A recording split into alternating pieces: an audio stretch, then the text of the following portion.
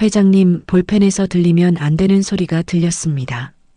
잉크 문제가 아니라 누군가의 귀였습니다. 회장님, 이 볼펜에 도청장치가 있습니다. 그 한 줄이 재벌가의 판을 뒤집기 시작했습니다. 골목 수리공이 본 것은 단순한 고장이 아니었습니다.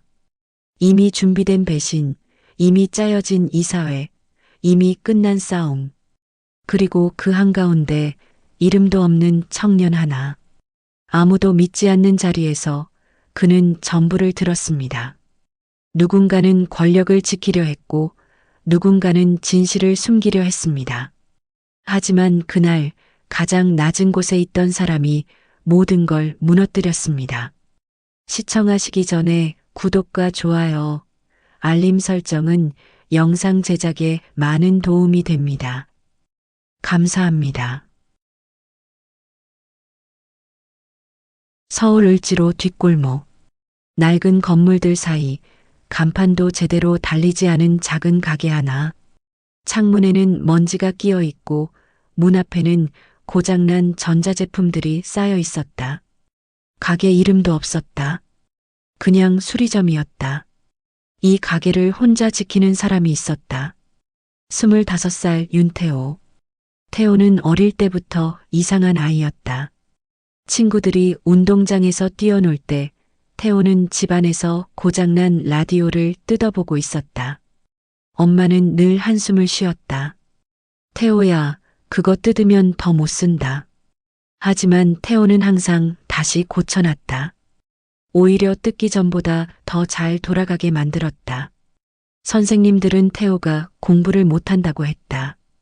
국어 점수는 낮았고 수학도 평균 아래였다. 하지만 기계 앞에 앉으면 달랐다. 손이 먼저 움직였다. 어디가 잘못됐는지, 어디를 건드려야 하는지 배운 적도 없는데 그냥 알았다. 22에 부모님이 돌아가셨다. 교통사고였다. 갑자기 혼자가 됐다. 친척들은 찾아오지 않았다. 태호는 남은 돈으로 을지로 골목에 작은 가게를 얻었다. 보증금 500만 원짜리 반지하 가게. 간판 달 돈도 없었다. 그냥 문 앞에 종이 한 장을 붙였다. 고장난 거 고쳐드립니다. 처음엔 손님이 없었다. 하루 종일 앉아 있어도 아무도 오지 않는 날이 더 많았다. 그래도 태호는 가게를 비우지 않았다. 골목 안쪽에서 혼자 부품을 만지고 오래된 시계를 분해하고 다시 조립했다. 그러다 조금씩 입소문이 났다. 을지로 골목에 가면 뭐든 고쳐주는 청년이 있다더라. 단골이 생겼다. 20년 된 재봉틀을 가져온 할머니. 아버지 유품인 낡은 라디오를 들고 온 중년 남자. 어디 가도 고칠 수 없다며 포기했던 오래된 기계들. 태호는 하나도 돌려보내지 않았다. 안 된다는 말을 잘하지 않았다. 그리고 태호에게는 남들이 모르는 능력이 하나 있었다. 소리. 태호는 기계 소리에 유독 민감했다. 보통 사람이 듣지 못하는 소리까지 들었다. 냉장고 모터가 살짝 틀어졌을 때 나는 아주 미세한 떨림. 시계 태엽이 한 칸 덜 감겼을 때 나는 간격의 차이. 귀에 걸리는 아주 작은 이상함. 남들은 그냥 지나치는 그 소리들을 태호는 정확히 잡아냈다. 그러던 어느 봄날이었다. 오전 11시쯤 가게 문이 열리는 소리가 났다. 태호는 작업대에서 고개도 들지 않았다. 잠깐만요. 지금 손이 좀 묶여 있어서요. 괜찮네. 낮고 조용한 목소리였다. 태호가 고개를 들었다. 문 앞에 노인 한 명이 서 있었다. 나이는 70 초반쯤 되어 보였다. 단정하게 다려진 진한 감색 정장. 손에는 고급스러운 손목시계. 구두는 먼지 하나 없이 깨끗했다. 을지로 골목에는 전혀 어울리지 않는 사람이었다. 태호는 속으로 생각했다. 길을 잘못 드신 건가? 고칠 게 있어서 왔네. 노인이 천천히 안으로 들어왔다. 작업대 앞 낡은 의자에 앉으면서 안쪽 주머니에서 무언가를 꺼냈다. 만년필이었다. 검은색 몸통에 금색 클립이 달린 분명히 비싼 물건이었다. 이 펜이 자꾸 잉크가 끊겨서 말이야. 여기저기 가져가 봤는데 다들 고치기 어렵다더군. 태호는 펜을 받아들었다. 천천히 돌려봤다. 뚜껑을 열어봤다. 펜촉은 정상이었다. 잉크 카트리지도 문제없어 보였다. 이상하다. 태호는 눈을 가늘게 떴다. 잉크 흐름이 끊길 이유가 없었다. 그런데 뭔가 들렸다. 아주 작은 소리. 기계 소리가 아니었다. 일정한 간격으로 반복되는 아주 미세한 신호. 보통 사람이라면 절대 눈치채지 못할 심장 박동보다 훨씬 작은 떨림. 태호는 손을 멈췄다. 이게 뭐지? 펜을 귀 가까이 가져갔다. 틀림없었다. 무언가가 신호를 보내고 있었다. 기계에서 나는 소리가 아니었다. 전자 신호였다. 태호는 잠시 생각했다. 앞에 앉은 노인을 슬쩍 봤다. 표정은 편안했다. 펜을 맡기고 기다리는 평범한 손님처럼 보였다. 태호는 천천히 작업대 서랍을 열었다. 그리고 조용히 종이 한 장을 꺼냈다. 펜을 쥔 손으로 짧게 썼다. 한 줄. 그 종이를 노인 쪽으로 밀었다. 노인이 종이를 내려다봤다. 그 짧은 한 줄을 읽었다. 회장님, 이 볼펜에 도청 장치가 있습니다.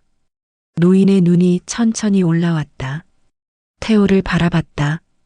두 사람 사이에 아무 말도 없었다. 가게 안은 완전히 조용했다. 밖에서 골목을 지나는 오토바이 소리만 잠깐 들렸다가 사라졌다. 노인의 표정은 놀라지 않았다. 당황하지도 않았다.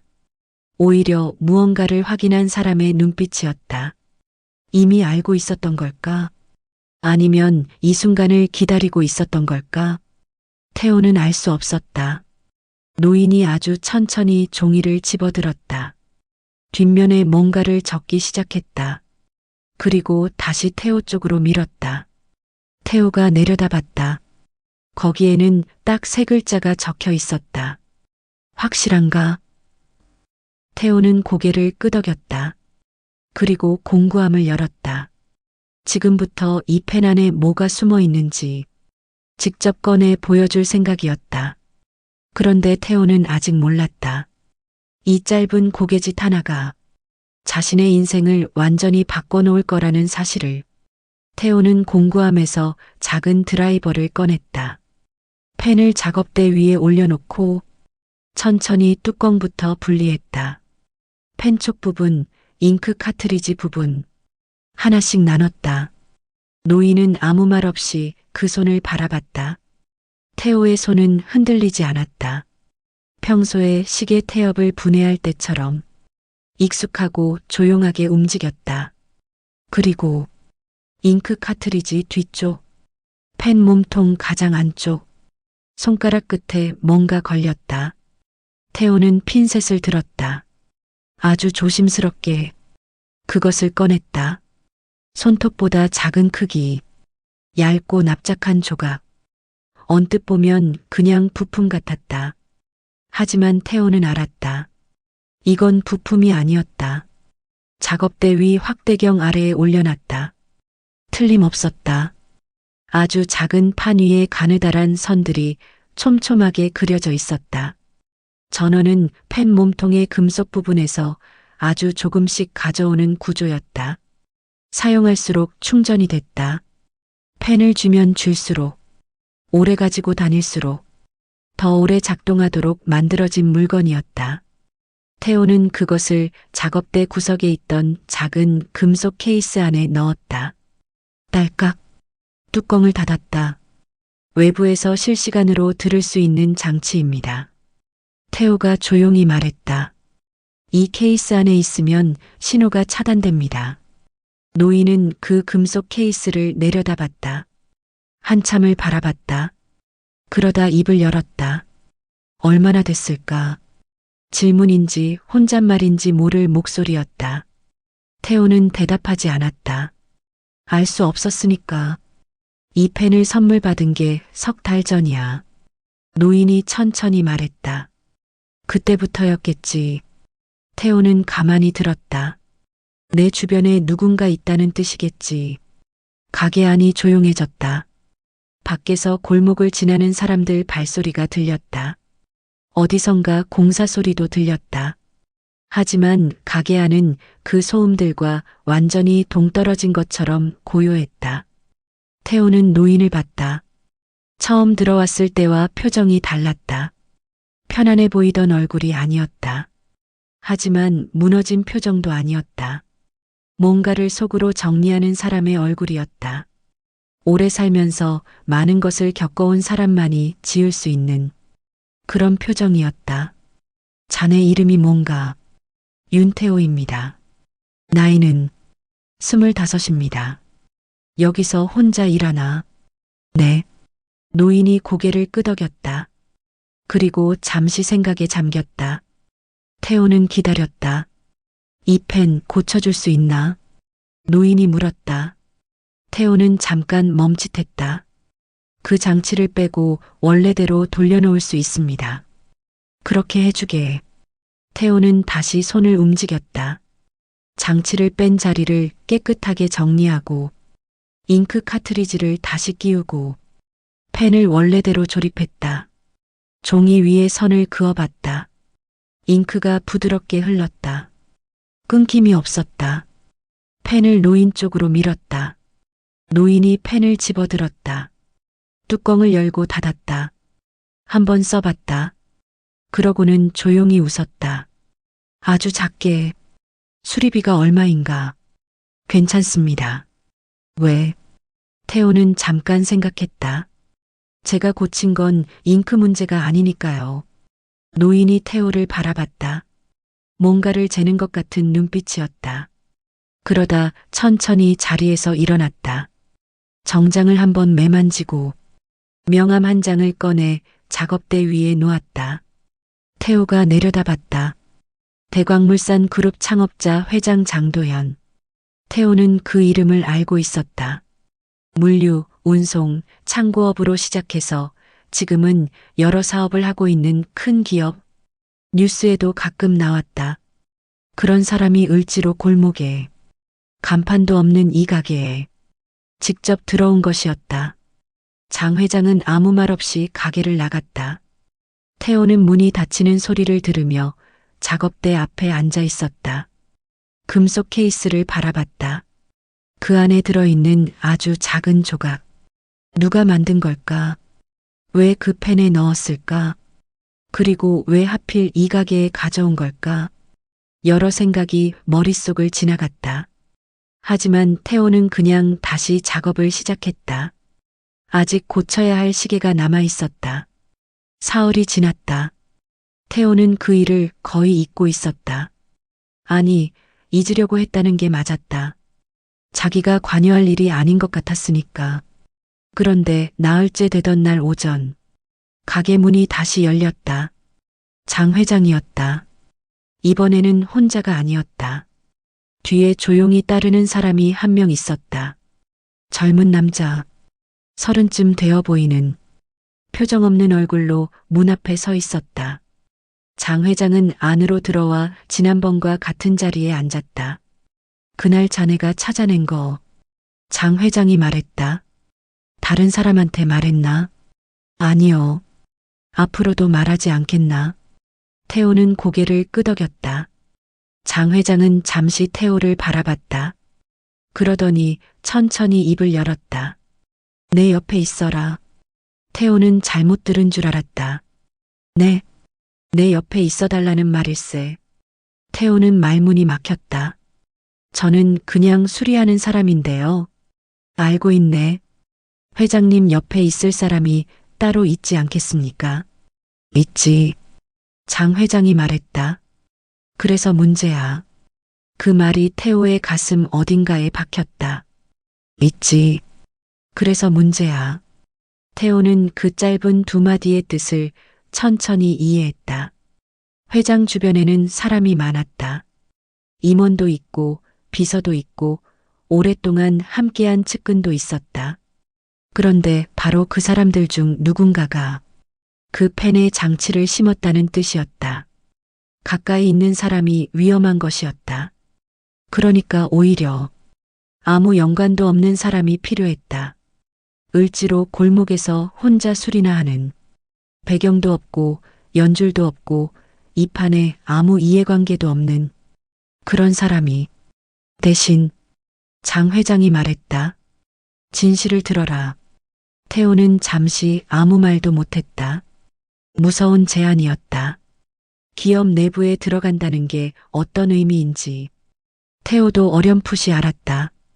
돈이 많이 오가는 곳, 사람들이 서로 무언가를 노리는 곳, 그 한가운데에 아무 힘도 없는 25자리가 들어간다는 게. 태호는 창 밖을 봤다. 골목이 보였다. 낡은 건물들, 먼지 쌓인 간판들, 지난 3년 동안 매일 보던 풍경이었다. 나쁘지 않았다. 기계를 고치는 일은 좋았다. 하지만 이게 전부일까? 앞으로 5년, 10년이 지나도 이 골목에서 혼자 고장난 물건들을 고치다가 그렇게 끝날까? 태호는 천천히 장 회장을 바라봤다. 노인은 재촉하지 않았다. 기다리고 있었다. 답이 무엇이든 받아들이겠다는 얼굴이었다. 태호는 깊게 숨을 한번 들이쉬었다. 그리고 고개를 끄덕였다. 해보겠습니다. 장 회장의 눈에 아주 작은 변화가 생겼다. 무언가 놓였다는 듯. 짐이 조금 가벼워진 사람의 눈이었다. 잘 생각했네. 그러고는 뒤에 서 있던 젊은 남자를 봤다. 이 친구가 내일부터 안내할 걸세. 젊은 남자가 고개를 숙였다. 장 회장은 자리에서 일어났다. 가게를 나서다가 문 앞에서 잠깐 멈췄다. 돌아보지 않고 말했다. 태호 씨, 네. 들은 것과 본 것, 절대로 가볍게 여기지 말게. 문이 닫혔다. 태호는 빈 가게 안에 혼자 남았다. 작업대 위에는 아직 고치다 만 시계가 놓여 있었다. 태호는 그 시계를 내려다봤다. 그리고 조용히 중얼거렸다. 이게 맞는 건지 대답해 줄 사람은 없었다. 다음 날 아침, 태호는 처음으로 가게 문을 열지 않았다. 문에 종이 한 장을 붙였다. 당분간 쉽니다. 그리고 을지로 골목을 걸어 나왔다. 택시를 탔다. 창밖으로 골목이 멀어졌다. 태호는 앞을 봤다. 무엇이 기다리고 있는지 아직 아무것도 몰랐다. 하지만 한 가지는 알았다. 이제 되돌아오기는 어렵다는 것. 그리고 또 한 가지. 그 펜 안에 장치를 심은 사람이 아직 아무것도 모르고 있다는 것. 대광물산 본사 건물이 보이기 시작했다. 건물이 가까워질수록 태호는 창밖을 바라봤다. 유리로 된 높은 외벽, 입구 앞에 줄지어 선 차들, 오가는 사람들은 하나같이 단정한 옷차림이었다. 태호는 자신의 옷을 내려다봤다. 깨끗하게 입고 나왔지만 그게 전부였다. 택시가 멈췄다. 태호는 잠깐 앉아 있었다. 내리기 싫었던 건 아니었다. 그냥 잠깐 마음을 다잡는 시간이 필요했다. 건물 입구에는 어제 그 젊은 남자가 서 있었다. 윤 선생님 오셨습니까? 태호는 그 호칭이 어색했다. 그냥 태호라고 부르셔도 됩니다. 아닙니다. 회장님께서 잘 모시라고 하셨습니다. 안으로 들어갔다. 로비가 넓었다. 천장이 높았다. 바닥은 반들반들한 대리석이었다. 태호는 자신의 발소리가 신경 쓰였다. 괜히 크게 나는 것 같았다. 안내를 받아 올라간 곳은 22층이었다. 회장실과 가까운 층, 작은 방 하나가 태호에게 주어졌다. 책상 하나, 의자 하나, 작은 선반. 필요한 공구나 장비가 있으면 말씀해 주십시오. 태호는 방 안을 둘러봤다. 직함은 뭐라고 하면 됩니까? 젊은 남자가 말했다. 기술 자문입니다. 태호는 고개를 끄덕였다. 기술 자문. 애매했다. 뭘 하는 사람인지 딱 잘라 말하기 어려운 직함이었다. 아마 그게 목적이었을 것이다. 장 회장은 그날 오후에 태호를 불렀다. 회장실은 조용했다. 창밖으로 서울 시내가 내려다 보였다. 회장은 소파에 앉아 있었다. 맞은편에 태호가 앉았다. 어떻게 생각하나? 무엇을요? 이 건물. 태호는 잠깐 생각했다. 크네요. 회장이 작게 웃었다. 30년 걸렸어. 이 건물에 이름 올리는데. 태호는 아무 말하지 않았다. 근데 지금은 회장이 창밖을 바라봤다. 이 건물 안에서 나를 밀어내려는 사람이 있어. 태호는 가만히 들었다. 자네한테 부탁하고 싶은 게 뭔지 알겠나? 들으라고 하셨잖습니까? 그래. 회장이 태호를 바라봤다. 보이지 않는 걸 보고 들리지 않는 걸 들어라. 태호는 고개를 끄덕였다. 그리고 한 가지. 회장이 말했다. 나한테도 숨기지 말게. 그 말이 태호 가슴에 걸렸다. 회장도 알고 있는 것이었다. 가까운 사람들을 전부 믿을 수 없다는 걸. 다음 날부터 태호의 하루가 시작됐다. 오전에는 건물 안 이곳저곳을 돌아다녔다. 이유가 필요했다. 그래서 핑계가 생겼다. 건물 내 전자 장비 점검 중입니다. 누군가 물으면 그렇게 답했다. 처음에는 아무도 신경 쓰지 않았다. 복도를 지나는 직원들은 태호를 보면 그냥 지나쳤다. 기술직 직원 정도로 여기는 것 같았다. 태호는 그게 오히려 편했다. 그런데 사흘째 되던 날, 복도에서 마주친 사람이 있었다. 키가 크고 어깨가 넓은 남자. 나이는 40 초반쯤. 정장이 잘 맞았고 걸음걸이에 자신감이 넘쳤다. 태호와 눈이 마주쳤다. 남자가 멈췄다. 위아래로 훑어봤다. 짧게 하지만 분명히. 그러고는 지나쳤다. 안내를 맡은 젊은 남자가 태호 옆에서 조용히 말했다. 장민재 부사장님입니다. 태호는 그 뒷모습을 잠깐 바라봤다. 장민재, 장 회장의 아들. 대광물산의 2인자. 태호는 그에 대해 아는 게 없었다. 하지만 그 눈빛은 기억에 남았다. 사람을 볼 때 가치를 따지는 눈빛이었다. 쓸모가 있는지 없는지, 내 편인지 아닌지, 재는 듯한 눈이었다. 다음 날 오전, 회의실이 보이는 복도를 지나는데, 안에서 목소리가 들렸다. 문이 완전히 닫혀 있었다. 보통 사람이라면 그냥 지나쳤을 것이다. 하지만 태호는 멈췄다. 아주 작은 소리, 규칙적인 신호, 복도 천장 어딘가에서. 태호는 천장을 올려다봤다. 에어컨 환풍구 근처, 조명 기구여, 무언가가 있었다. 태호는 지나치는 척 천천히 걸으면서 위치를 확인했다. 그리고 방으로 돌아왔다. 공구를 챙겼다. 저녁 늦게 사람들이 퇴근한 뒤에 다시 그 복도로 나왔다. 천장 조명 옆을 살펴봤다. 손바닥보다 작은 장치, 펜 안에서 꺼낸 것과 비슷한 종류였다. 하지만 이건 더 컸다. 더 오래된 것이었다. 달린 지 꽤 됐다는 뜻이었다. 태호는 그 자리에서 멈췄다. 꺼내야 할까? 아니면 그냥 둬야 할까? 꺼내면 상대방이 눈치챈다. 신호가 끊기는 순간 누군가는 알아챌 것이다. 그냥 두면 계속 누군가에게 소리가 흘러들어간다. 태호는 잠깐 생각했다. 그리고 장치를 그대로 뒀다. 대신 위치만 기록했다. 작은 수첩에 날짜와 장소. 그게 시작이었다. 태호는 며칠에 걸쳐 건물을 돌아다녔다. 회의실 천장, 임원 사무실 책상 아래, 엘리베이터 안쪽 모서리, 탕비실 구석. 찾아낼 때마다 수첩에 적었다. 위치, 크기, 종류. 열하루가 지났을 때 수첩에는 12곳이 적혀 있었다. 태호는 그 수첩을 들고 회장실로 갔다. 장 회장은 수첩을 받아들었다. 한 장씩 넘겼다. 표정이 굳었다. 전부 다 찾은 건가? 찾은 것만 적었습니다. 더 있을 수도 있습니다. 회장이 수첩을 내려놨다. 잠시 아무 말이 없었다. 이게 설치되려면 회장이 천천히 말했다.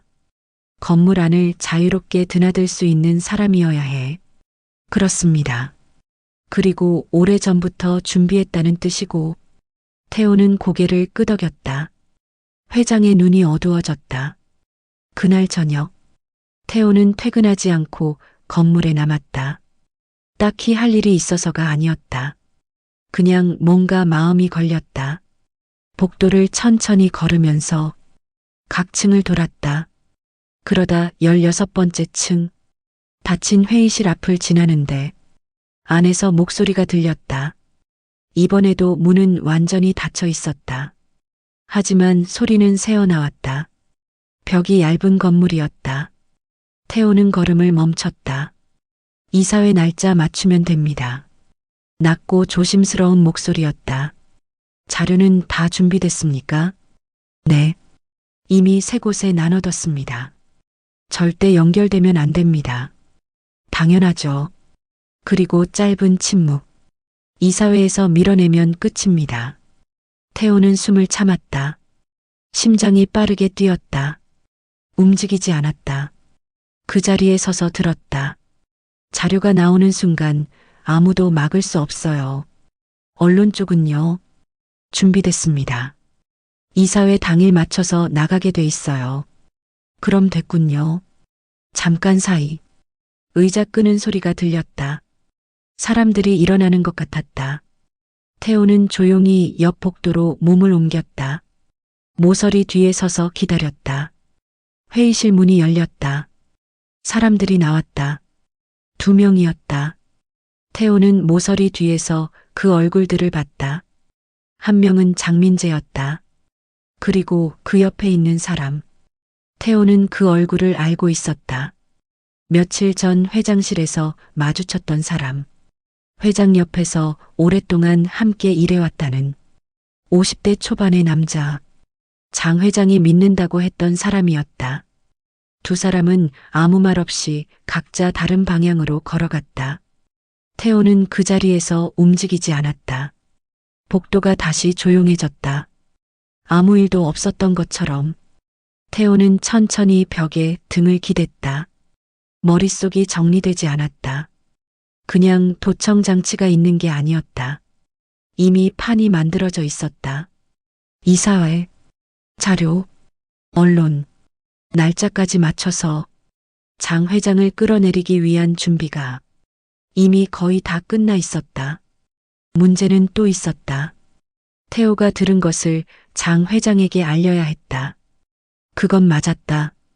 하지만 회장에게 알리는 순간 회장은 행동할 것이다. 그러면 상대방도 눈치챈다. 계획이 새고 있다는 걸. 그렇게 되면 가장 먼저 의심받는 건 누구일까? 새로 들어온 사람. 아무 배경도 없는 이 판에 아무 이유 없이 들어온 25자리. 태호 자신이었다. 태호는 한참 복도에 서 있었다. 그러다 다시 걸었다. 방으로 돌아왔다. 수첩을 꺼냈다. 오늘 들은 것을 적었다. 날짜, 장소, 목소리, 내용. 한 글자도 빠뜨리지 않고. 그리고 수첩을 덮었다. 아직 때가 아니다. 태호는 그렇게 생각했다. 지금 말하면 안 됐다. 더 확실한 게 필요했다. 자료가 어디 있는지, 이사회가 언제인지, 그리고 누가 더 얽혀 있는지 전부 알아야 했다. 그래야 한 번에 끝낼 수 있었다. 그날 밤 태호는 늦게 건물을 나왔다. 밖은 쌀쌀했다. 을지로 골목 생각이 났다. 지금쯤 가게 문에 붙여놓은 종이가 바람에 떨어졌을지도 모른다는 생각. 이상하게 그 골목이 그리웠다. 시끄럽지 않고 아무도 무언가를 노리지 않는 곳. 고장난 물건을 고치면 그걸로 끝나는 곳. 하지만 태호는 알고 있었다. 지금 이 상황에서 물러날 수 없다는 걸. 장 회장이 위험했다. 그리고 그 위험이 어디서 오는지 이 건물 안에서 태호 혼자만 알고 있었다. 다음 날 아침 일찍 태호는 회장실로 갔다. 장 회장이 앉아 있었다. 태호는 수첩을 꺼냈다. 어젯밤 적어둔 내용이 있는 페이지를 펼쳤다. 회장 앞에 내려놨다. 회장은 읽었다. 천천히 한 줄씩 다 읽고 나서 고개를 들었다. 이 사람 이름이 네, 확실한가? 직접 봤습니다. 회장의 얼굴이 굳었다. 창밖을 바라봤다. 오래, 아주 오래.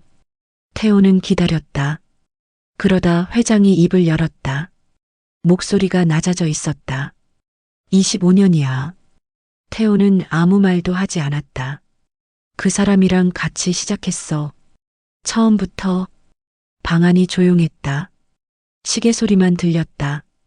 태호는 그 소리를 들으면서 생각했다. 이 사람은 지금 배신을 확인하는 중이다. 잠시 뒤 회장이 다시 말했다. 태호 씨, 네. 계속 있어줄 수 있겠나?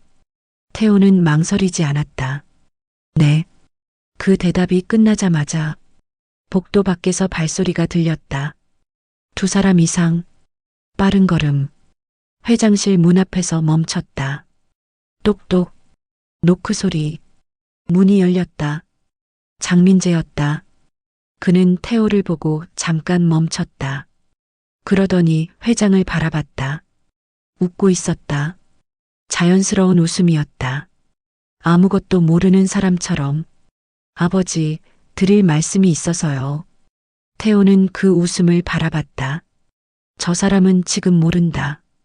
자기 계획이 이미 세고 있다는 걸. 그리고 그걸 25짜리 수리공이 듣고 있었다는 걸. 하지만 태호도 아직 몰랐다. 며칠 뒤 자신이 그 웃음의 표적이 될 거라는 사실을. 그날 이후로 장민재는 달라졌다. 달라졌다기보다 태호를 보는 눈이 바뀌었다. 처음에는 그냥 무시하는 눈빛이었다. 골목에서 올라온 수리공. 회장이 잠깐 데려다 쓰는 사람. 신경 쓸 것도 없는 존재. 그랬는데 어느 날부터 달랐다. 복도에서 마주쳤을 때 장민재의 눈이 태호 위에서 조금 더 오래 머물렀다. 스쳐 지나가지 않았다. 뭔가를 재는 것 같은 눈이었다. 태호는 눈치채지 못한 척 지나쳤다. 하지만 느꼈다. 무게가 달라진 시선을. 태호는 더 조심했다. 수첩은 항상 몸에 지니고 다녔다. 새로 발견한 것이 있으면 그 자리에서 바로 적었다. 회장에게 전할 내용은 직접 만나서만 이야기했다. 전화나 메모는 쓰지 않았다. 그러던 어느 날 오전, 태호가 방에 들어서는데 책상 위가 달랐다. 분명히 아침에 나갈 때 정리해두고 간 자리였다. 수첩은 항상 서랍 안에 넣어뒀고 책상 위에는 아무것도 없었다. 그런데 지금은 서랍이 살짝 열려 있었다. 태호는 방 안을 천천히 둘러봤다. 누가 들어왔다 간 것이었다. 서랍을 열었다. 수첩은 있었다. 자리도 그대로였다. 하지만 각도가 달랐다. 태호는 수첩을 항상 같은 방향으로 넣어뒀다. 지금은 조금 틀어져 있었다. 누군가 봤다는 뜻이었다. 태호는 수첩을 집어들었다. 넘겨봤다. 내용은 그대로였다. 빠진 것도 없었다. 하지만 기분이 이상했다. 자기가 적어둔 것들이 다른 눈에 들어갔을 수 있다는 것. 그날 저녁 늦게 장 회장에게 이 사실을 알렸다. 회장은 듣고 나서 잠시 말이 없었다. 다른 데 옮겨두게. 네. 그리고 회장이 태호를 바라봤다. 더 조심해야겠어. 태호는 고개를 끄덕였다. 하지만 속으로 생각했다. 이미 늦었을 수도 있다고. 이틀이 지났다. 아무 일도 없었다. 태호는 오히려 그게 더 불안했다. 무언가 조여오는 느낌. 태풍이 오기 전처럼 바람이 멈추는 것 같은 사흘째 되던 날 오전, 태호는 갑자기 호출을 받았다. 호출한 사람은 회장이 아니었다. 인사 담당 임원이었다. 방에 들어서자마자 느낌이 이상했다. 임원 옆에 모르는 남자가 2명 앉아 있었다. 정장이었지만 임원 같지 않았다. 딱딱한 표정. 책상 위에는 서류 봉투 하나. 임원이 입을 열었다. 윤태호 씨 앉으시죠. 태호는 앉았다. 몇 가지 확인할 게 있어서요. 서류 봉투가 열렸다. 안에서 사진 몇 장이 나왔다. 책상 위에 펼쳐졌다. 태호는 내려다봤다. 사진 속에 사람이 있었다. 멀리서 찍은 것이었다. 화질이 흐릿했다. 하지만 옷차림이 비슷했다. 태호가 자주 입는 것과 그 사람은 서류 같은 것을 들고 있었다. 건물 밖이었다. 차 옆에 서 있는 낯선 남자에게 무언가를 건네는 장면이었다. 이게 누굽니까? 태호가 물었다. 임원이 말했다. 윤태호 씨 아닌가요? 태호는 사진을 다시 봤다. 얼굴이 보이지 않았다. 뒷모습이었다. 옷만 비슷할 뿐이었다. 저 아닙니다. 당사자는 항상 그렇게 말하죠. 옆에 앉은 남자 중 한 명이 말했다. 이 사진이 찍힌 날짜가. 서류를 펼쳤다. 날짜가 적혀 있었다. 그날 윤 씨 어디 있었습니까? 태호는 날짜를 봤다. 기억을 더듬었다. 건물 안에 있었습니다. 혼자였습니까? 네. 증인이 있습니까? 태호는 말문이 막혔다. 그날 혼자 복도를 돌아다니던 날이었다. 아무도 없는 시간에 혼자 움직이던 날. 아무도 봤을 리 없었다. 산업 스파이 혐의입니다. 임원이 말했다.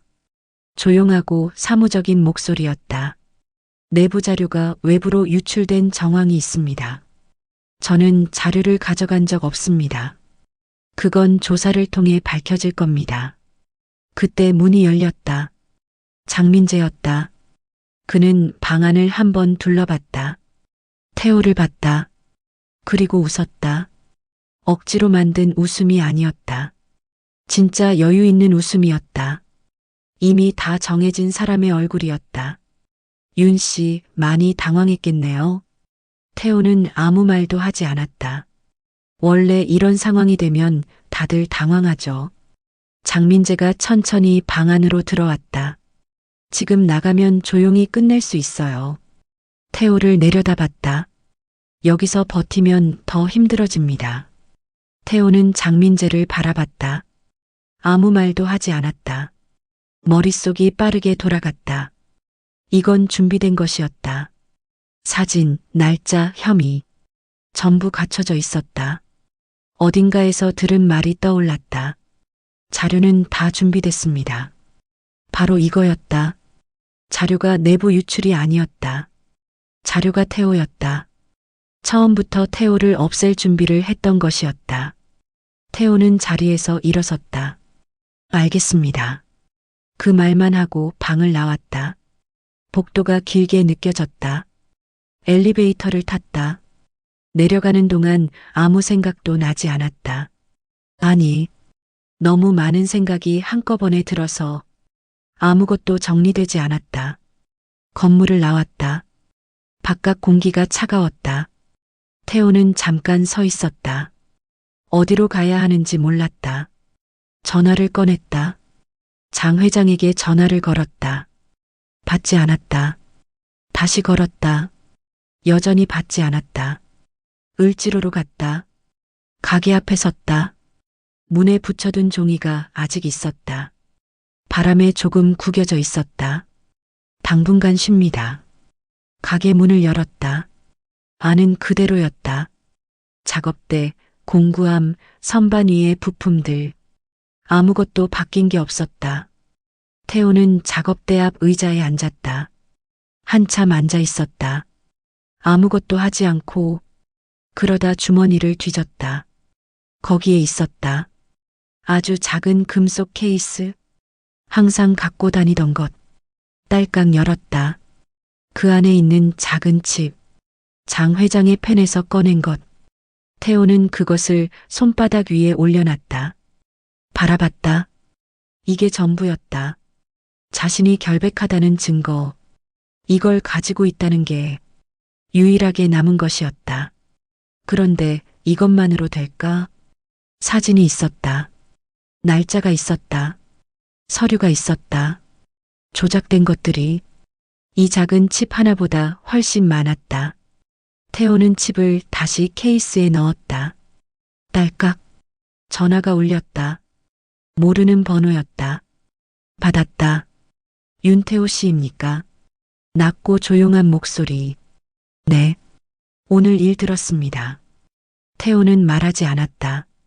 저는 회장님 법률 자문입니다. 지금 만날 수 있습니까? 태호는 잠깐 생각했다. 믿어야 할지. 하지만 지금 달리 방법이 없었다. 어디서요? 약속 장소는 을지로에서 멀지 않은 곳이었다. 작은 커피집, 구석자리. 남자는 이미 와 있었다. 예순쯤 되어 보이는 사람. 안경을 쓰고 있었다.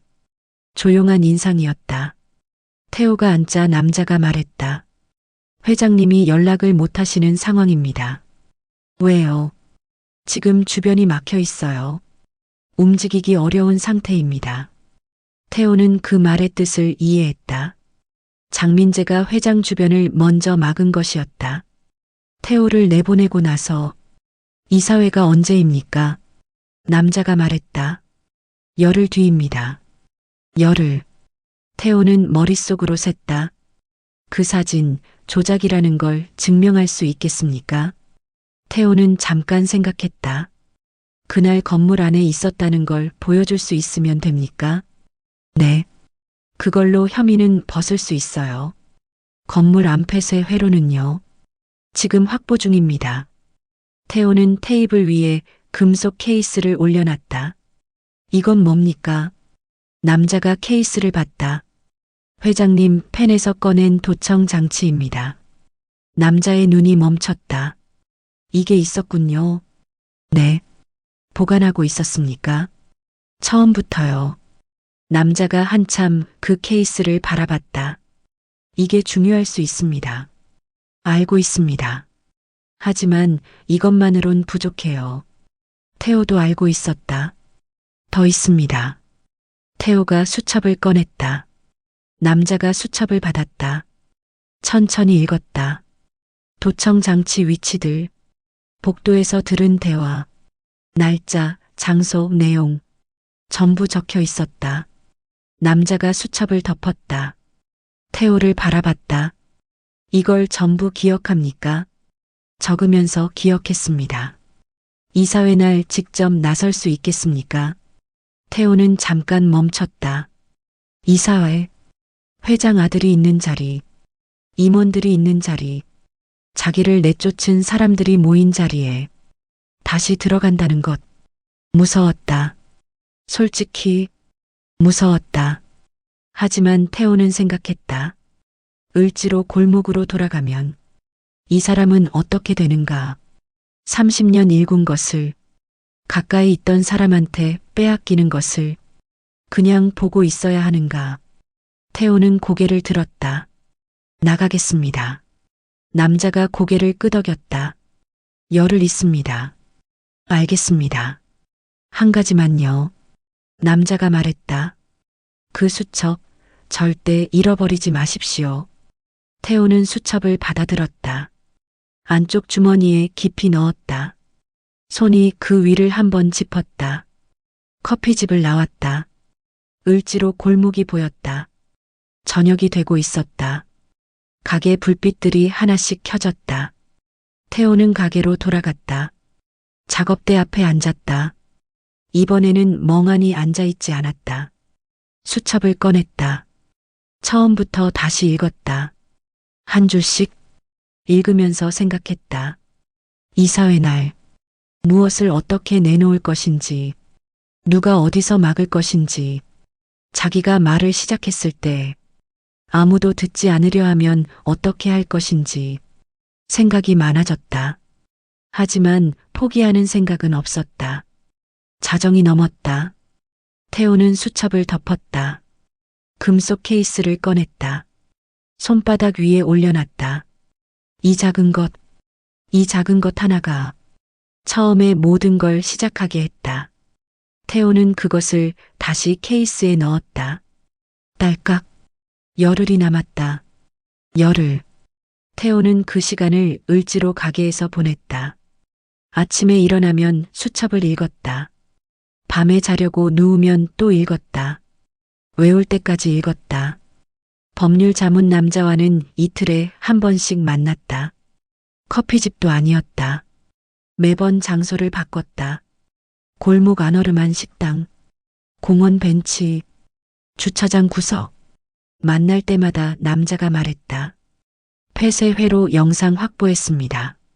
그날 태호 씨가 건물 안에 있었다는 게 찍혔어요. 그 말에 태호는 조금 숨이 트였다. 조작된 사진에 맞설 것이 생긴 것이었다. 하지만 문제는 따로 있었다. 이사회 자리에 태호가 들어갈 수 있는가? 이미 쫓겨난 사람이었다. 출입증도 반납했다. 건물 경비한테 얼굴이 찍혀 있었다. 남자가 말했다. 회장님이 초청하면 됩니다. 회장님이 움직일 수 있습니까? 이사회 당일만큼은 막을 수 없어요. 왜요? 이사회는 회장님 권한으로 소집하는 겁니다. 그 자리에 누굴 부를지는 회장님이 정해요. 태호는 그 말을 이해했다. 장민재가 아무리 주변을 막아도 이사회 자리 자체는 막을 수 없다는 것. 그 안에 태호가 들어갈 수 있다면 회장님은 알고 계십니까? 전달했습니다. 뭐라고 하셨습니까? 남자가 잠깐 멈췄다. 그러고는 말했다. 오라고 하셨어요. 태호는 고개를 끄덕였다. 그 말 한마디면 충분했다. 이사회 사흘 전 태호는 가게를 청소했다. 특별한 이유는 없었다. 그냥 손을 움직이고 싶었다. 먼지를 닦고 공구를 정리하고 선반 위 부품들을 자리에 맞게 다시 놨다. 작업대 서랍을 열었다. 안쪽에 오래된 시계 하나가 있었다. 단골 할머니가 맡기고 찾아가지 않은 것이었다. 태호는 그 시계를 꺼냈다. 태엽을 감았다. 똑딱, 똑딱 소리가 났다. 정확했다. 고장난 걸 고치면 이렇게 된다. 원래대로 돌아온다. 그게 태호가 아는 일이었다. 이번에도 그럴 수 있을까? 태호는 시계를 다시 서랍 안에 넣었다. 이사회 하루 전날 밤, 태호는 잠을 잘 수가 없었다. 자려고 누웠다가, 일어나 앉았다가, 수첩을 꺼냈다가 덮었다가, 몇 번을 반복했다. 새벽 2시쯤, 태호는 가게에 불을 켰다. 작업대 앞에 앉았다. 금속 케이스를 꺼냈다. 열었다. 그 작은 칩. 처음 이걸 꺼낸 날이 생각났다. 만년필을 분해하던 손. 노인이 건네준 쪽지. 확실한가? 그 세 글자. 그때는 그냥 고개를 끄덕였다. 별 생각 없이 그게 맞으니까 끄덕인 것이었다. 지금도 똑같이 생각했다. 틀리지 않았다. 내일도 그냥 하면 됐다. 아는 것을 말하면 됐다. 본 것을 보여주면 됐다. 태호는 케이스를 닫았다. 딸깍. 그리고 불을 껐다. 이번에는 잠이 들었다. 이사회 당일. 아침이 밝았다. 태호는 일찍 일어났다. 세수를 했다. 가장 단정한 옷을 입었다. 수첩을 안쪽 주머니에 넣었다. 금속 케이스를 바지 주머니에 넣었다. 가게 문을 잠갔다. 을지로 골목을 걸어 나왔다. 아침 공기가 차가웠다. 골목 초입에 있는 분식집에서 국물 냄새가 났다. 할머니 한 분이 가게 앞을 쓸고 있었다. 태호는 그 앞을 지나쳤다. 택시를 탔다. 대광물산 본사로 가달라고 했다. 차가 움직이기 시작했다. 창밖으로 을지로가 멀어졌다. 태호는 앞을 봤다. 손이 주머니 안 케이스 위에 닿았다. 차갑고 단단한 감촉. 건물이 보였다. 입구에 법률 자문 남자가 서 있었다. 태호가 다가가자 고개를 끄덕였다. 준비됐습니까? 네. 들어가면 바로 시작될 겁니다. 알겠습니다. 태호 씨. 남자가 잠깐 멈추더니 말했다. 오늘 이 자리 쉽지 않을 거예요. 태호는 고개를 끄덕였다. 알고 있습니다. 엘리베이터를 탔다. 올라가는 동안 아무 말도 하지 않았다. 층수가 올라갔다. 문이 열렸다. 복도가 보였다. 회의실 쪽에서 사람들 목소리가 들렸다. 회의실 문 앞에서 태호는 잠깐 멈췄다. 심호흡을 한 번 했다. 그리고 문을 열었다. 안이 넓었다. 긴 테이블 양쪽으로 사람들이 앉아 있었다. 임원들, 이사들, 태호가 모르는 얼굴들, 장민재가 있었다. 태호를 보는 순간 그 표정이 굳었다. 테이블 한쪽 끝, 장 회장이 앉아 있었다. 회장은 태호를 봤다. 아무 말도 하지 않았다. 하지만 눈빛으로 말했다. 왔구나. 태호는 자리에 앉았다. 장민재가 먼저 입을 열었다. 목소리가 단단했다. 이 자리에 왜 저 사람이 있습니까? 누군가를 향해 말하는 게 아니었다. 방 전체를 향한 말이었다. 이미 혐의가 있는 사람입니다. 내부 자료 유출. 몇몇 사람들이 태호를 봤다. 태호는 아무 말도 하지 않았다. 장민재가 계속했다. 이런 상황에서 이사회를 진행하는 건 절차에 맞지 않습니다. 그러더니 회장을 봤다. 아버지, 오늘 안건 알고 계시죠? 회장이 말했다. 알고 있네. 그렇다면 시작하겠습니다. 장민재가 서류를 꺼냈다. 두꺼운 묶음이었다. 회장직 교체 안건입니다. 방안이 조용해졌다. 그동안 회장님의 경영 판단에 여러 문제가 있었습니다. 서류가 돌아가기 시작했다. 테이블 위에서 손에서 손으로 태호는 서류를 받아들었다. 넘겨봤다. 숫자들, 결정들, 날짜들. 그럴듯하게 만들어진 것들이었다. 장민재가 말을 이었다. 목소리에 자신감이 있었다. 이사들의 반응을 보면서 고개를 끄덕이는 사람들을 확인하면서 이미 이 자리 전에 얘기가 된 사람들이 있다는 걸 태호는 알 수 있었다. 장민재가 말을 마쳤다. 이상입니다. 표결로 넘어가겠습니다. 그때였다. 태호가 입을 열었다. 그 전에 방안 시선이 태호에게 쏠렸다. 장민재가 태호를 봤다. 눈이 차가웠다. 발언권 없습니다. 회장님이 부르셨습니다. 태호가 말했다. 발언권은 회장님이 주실 수 있지 않습니까? 잠깐 침묵이 흘렀다. 장 회장이 말했다. 들어보지. 장민재의 얼굴이 굳었다. 하지만 막을 수 없었다. 회장이 허락한 것이었다. 태호는 주머니에서 금속 케이스를 꺼냈다. 테이블 위에 올려놨다. 작고 반짝이는 케이스. 방 안 사람들이 그것을 봤다. 이게 뭡니까? 누군가가 물었다. 태호가 말했다. 약 2달 전 회장님이 이 건물 근처 수리점에 만년필을 가지고 오셨습니다. 장민재의 눈이 작아졌다. 그 만년필 안에 이게 들어 있었습니다. 태호가 케이스를 열었다. 작은 칩이 보였다. 도청 장치입니다. 방안이 조용해졌다. 아무도 말하지 않았다. 그 만년필은 선물 받으신 겁니다. 태호가 말을 이었다. 3달 전에 사람들이 서로를 봤다. 그리고 이게 전부가 아닙니다. 태호는 수첩을 꺼냈다. 펼쳤다.